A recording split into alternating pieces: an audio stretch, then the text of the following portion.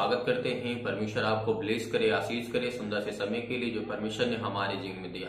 आज इस वीडियो में हम बात करना चाहते हैं, यीशु 3 पापों से सख्त नफरत करते हैं। वो कौन कौन से पाप है, इसके बारे में जानने के लिए आपको ये वीडियो अंत तक देखना होगा, ताकि आज आप अपने जीवन में बहुत महत्वपूर्ण बात को सीख सकें और जान सकें।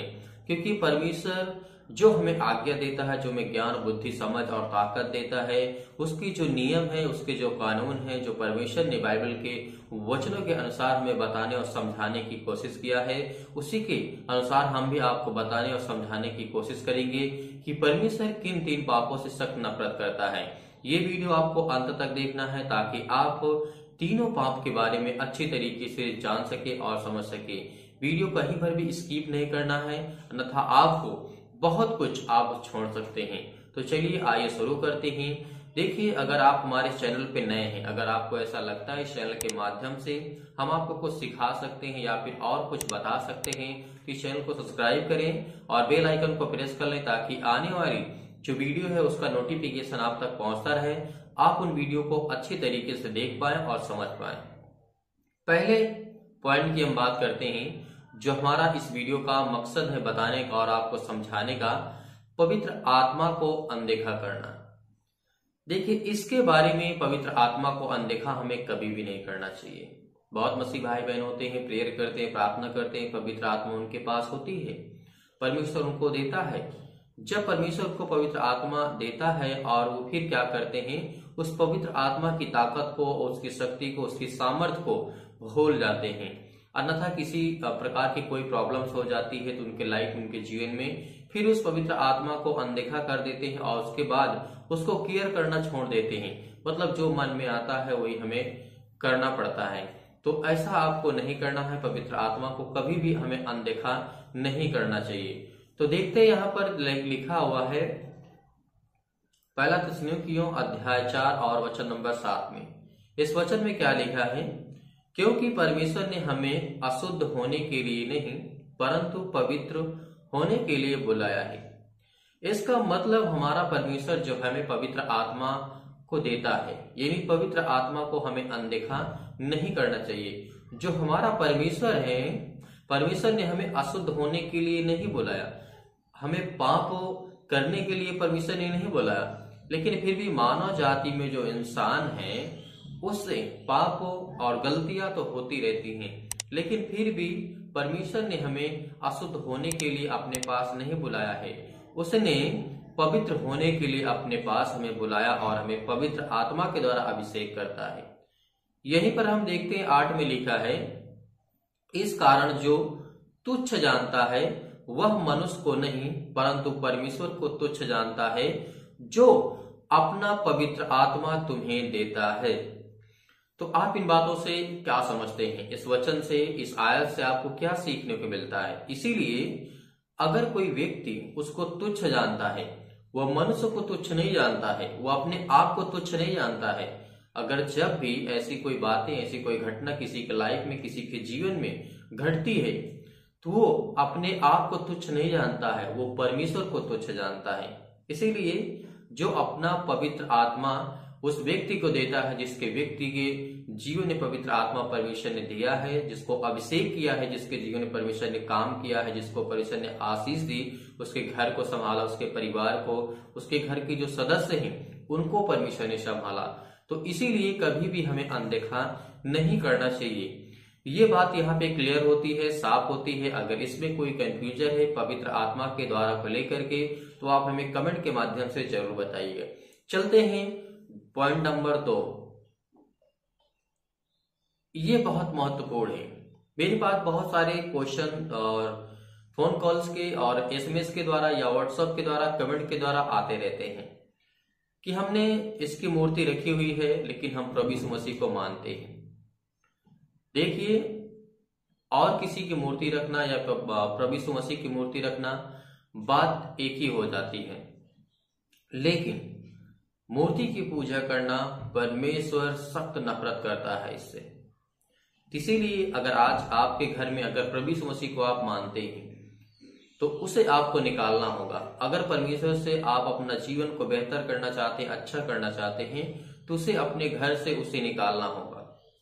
अन्यथा अगर आपकी इच्छा कहती है कि हम मूर्ति को हम नहीं छोड़ना चाहते हैं और परमेश्वर से हम जुड़े रहना चाहते हैं, तो परमेश्वर आपके जीवन में चमत्कार तो करेगा, काम तो करेगा, लेकिन उसका कोई अर्थ नहीं निकलेगा, उसका कोई मतलब नहीं निकलेगा। क्योंकि जब इंसान दो जो नाव होती है, जो दो पांव होते हैं, उसमें दोनों में नहीं रख सकता है। इसीलिए एक नाव पे आपको दोनों पांव रखने होंगे, इसीलिए तभी आपका जीवन सफल होगा, तभी आपके जीवन में बहुत सारे कार्य होंगे। मूर्ति पूजा के बारे में बात करते हैं। दूसरा पॉइंट जो हमारा है, जैसे लिखा है यिर्मयाह की पुस्तक अध्याय 10 और वचन नंबर 3 और 5, यहाँ पे लिखा है, क्योंकि देशों के लोगों की रीतियां तो निकम्मी हैं। परमेश्वर हमें ये कहता है, क्योंकि देशों के लोगों की रीतियां तो निकम्मी है। मूरत तो वन में से किसी काटा हुआ काठ जिसे कारीगर ने वसूली से बनाया है। जो मूरत है उसे ने यानी वो एक लकड़ी का है, एक काटा हुआ काठ का है, जिसे कारीगर वसूली से गढ़ करके बनाता है। तो क्या इंसान कभी परमेश्वर को या फिर ईश्वर को बना सकता है? नहीं। जब इंसान परमेश्वर को या ईश्वर को, उसकी प्रतिमा को बनाता है, तो क्या उसका कोई अर्थ या उसका कोई मोल रह जाता है? नहीं। परमेश्वर को मनुष्य नहीं बना सकता। परमेश्वर ने, ईश्वर ने, जो भगवान है हमारा, जो हमारा परमेश्वर है, उसने मनुष्यों को बनाया है, ना कि मनुष्य परमेश्वर को बनाया है।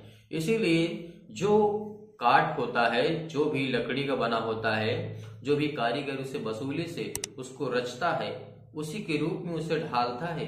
परमेश्वर के क्या आपने देखा? नहीं। फिर भी परमेश्वर किस रूप में है? पवित्र आत्मा के रूप में है, वो पवित्र है। इसीलिए परमेश्वर को अभी किसी ने नहीं देखा, इसीलिए वो एक पवित्र आत्मा है।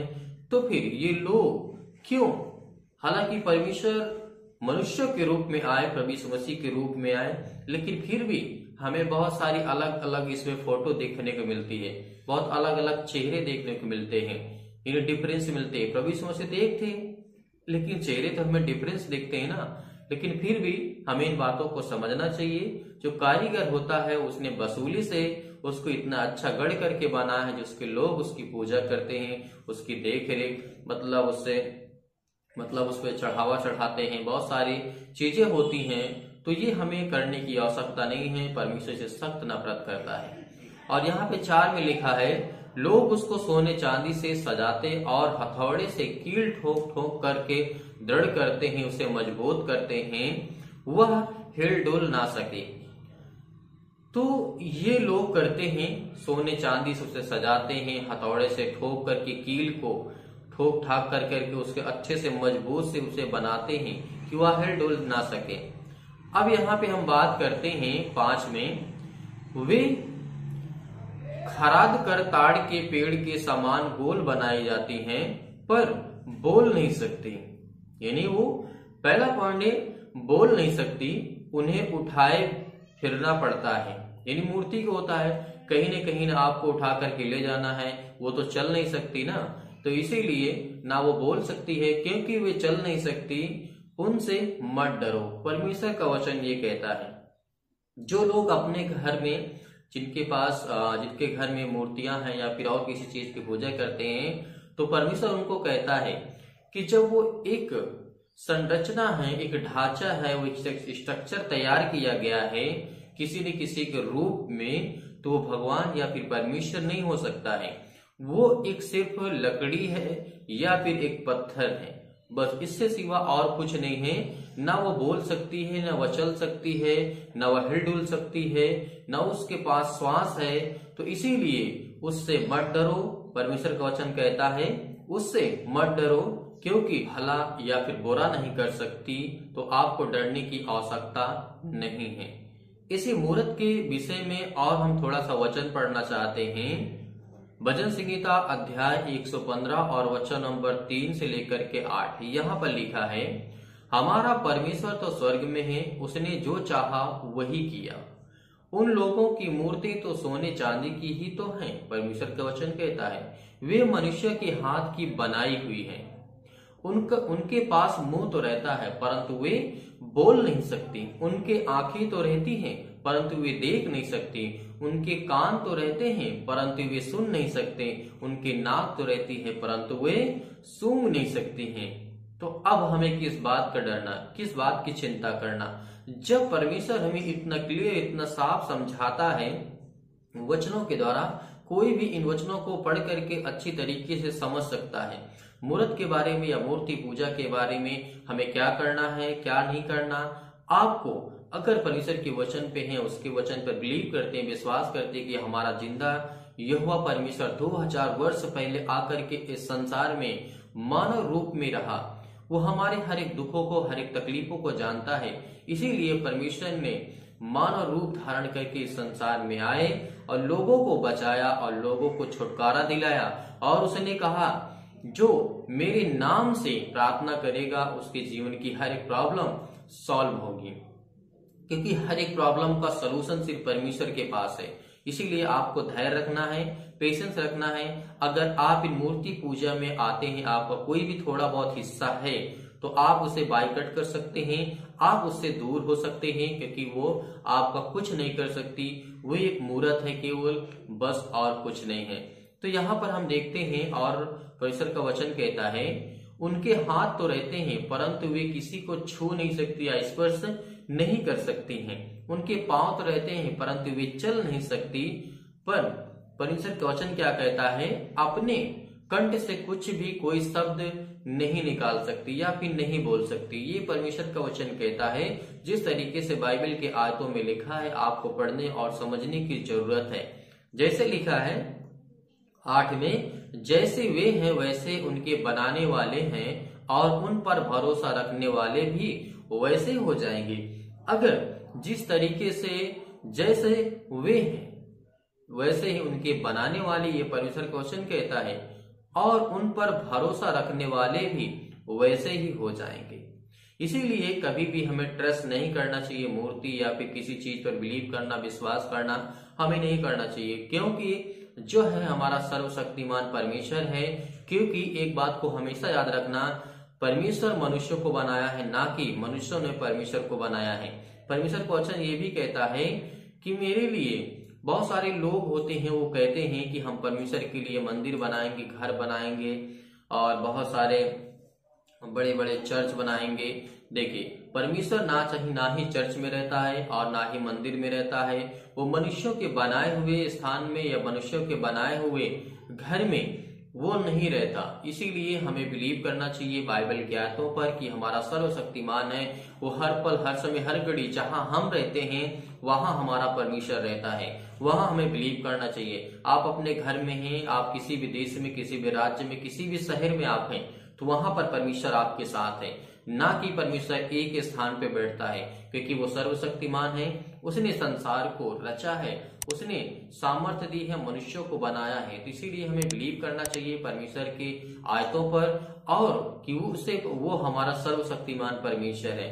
इसीलिए देखते हैं, जैसे हम पढ़ते हैं यहाँ पर इन वचनों के आधार पे आपने देखा किस तरीके से मूर्ति पूजा के बारे में परमेश्वर हमें चेतावनी देता है और हमें समझाता है। तो अब देखते हैं हम तीसरा हमारा जो पॉइंट होगा, छल कपट करना। ये बहुत महत्वपूर्ण होता है। ये भी छल कपट के बारे में परमेश्वर कहता है। किसी के लाइफ में, किसी के परिवार से, किसी घर से, किसी के दोस्ती में, फ्रेंड्स में ये छल कपट करने की परंपरा बहुत पुरानी है। लोग छल कपट करते आए हैं, चाहे इतिहास में देख लीजिए आप, चाहे मुगल बादशाह जो भी हमारे देश में, इंडिया में जो भी आए, चाहे अंग्रेज हो, कोई भी हो, सब लोगों ने छल कपट किया। लेकिन परमेश्वर इससे सख्त नफरत करता है, सख्त नफरत करता है परमेश्वर छल कपट से।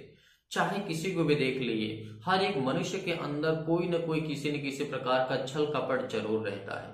तो ये हमें बिलीव करना चाहिए, भरोसा करना चाहिए कि छल कपट करने से हमारा परमेश्वर सख्त नफरत करता है। तो यहाँ पे सिर्फ मैं एक वचन लेना चाहता हूँ और आप इन बातों को, छल कपट को अच्छी तरीके से जानते और समझते हैं, क्योंकि आप इसी देश में, इसी संसार में, और मैं आपको उसी आसान भाषा में और उसी गांव की भाषा में या फिर शहर की भाषा में आपको मैं समझाने की कोशिश करता हूं, ताकि आप छल कपट को अच्छी तरीके से जानते हैं किसी के साथ छल करना, किसी के पास, किसी के लाइफ में किसी के मतलब बहुत सारे आप किसी भी तरीके से समझ सकते हैं छल कपट परमेश्वर मना करता है करने से। तो यहाँ देखते हैं वचन संहिता अध्याय 101 वचन नंबर 7 में लिखा है, जो छल करता है वह मेरे घर के भीतर ना रहने पाएगा। परमेश्वर ने एकदम क्लियर कर दिया, साफ कर दिया, जो छल करता है वह मेरे घर के भीतर में न रहने पाएगा, जो झूठ बोलता है वह मेरे सामने ना बना रहेगा। अब तो आपको क्लियर होगा, आप साफ हो गया होगा एकदम से हर एक बातें। परमेश्वर वचन कहता है जो छल करता है वो मेरे घर के भीतर में प्रवेश करने के लिए उसे कोई जगह नहीं है, और जो झूठ बोलता है परमेश्वर के सामने वो नहीं खड़ा हो सकता है। जब कोई व्यक्ति, आप अपने लाइफ में कभी भी इन बातों को एहसास किए होंगे, बहुत मसीह भाई बहन होते हैं, अगर झूठ बोलते हैं, अगर झूठ पकड़ा जाता है तो फिर उसे शर्मिंदगी महसूस होती है। जब इस संसार में रह करके झूठे जो संसार है इसमें रह करके आपको ऐसा लगता है कि मैंने गलत किया है, तो हमारा पवित्र परमेश्वर जो सर्वशक्तिमान है, हम झूठ बोल करके उसके सामने क्या हम रह सकते हैं? उसके सामने क्या हम खड़े हो सकते हैं? ये आपको सोचना है, आपको बिलीव करना है, आपका ट्रस्ट है, आप किस पर विश्वास करते हैं, किस पर भरोसा रखते हैं। इन 3 बातों को अगर आप अपनी लाइफ में, जीवन में याद रखेंगे तो परमेश्वर आपको बहुत सामर्थ्य देगा, आप बहुत शक्तिशाली बनेंगे। तो चलिए अब इस वीडियो को यहीं तक समाप्त करते हैं। परमेश्वर आपको ब्लेस करे, आपको आशीष करे। अगर ये वीडियो आपको कुछ भी इसमें आपको समझ में आया है, इन 3 पॉइंट में अगर कुछ भी आपको कोई भी बात ऐसी लगी हो कि हमें नहीं करना चाहिए, हालांकि इन 3 बातों पे हमेशा विशेष ध्यान देना चाहिए क्योंकि बहुत महत्वपूर्ण हो जाता है हमारे लाइफ के लिए, जीवन के लिए और पर्सनल अपनी पर्सनालिटी के लिए बहुत जरूरी होता है। इन 3 बातों को हमेशा याद रखना। परमेश्वर भी खुश रहेगा, आपका हमेशा नेचर हमेशा सही रहेगा। तो परमेश्वर आपको बहुत ऐसे आशीष दे। अब यही लास्ट था, और आपको वीडियो कैसा लगा हमें कमेंट के माध्यम से जरूर बताइएगा। परमेश्वर आपको ब्लेस करे, आशीष करे, और कमेंट जरूर करिएगा या फिर टाइप करिएगा हमारे चैनल का नाम या फिर अपना नाम टाइप करके हमें जरूर बताइएगा कि आप वीडियो कहां से देख रहे हैं, आपको वीडियो कैसा लगा। तो चलिए अब यहीं तक रखते हैं। परमेश्वर आपको ब्लेस करे, आशीष करे। गॉड ब्लेस यू, आमीन। Thank you.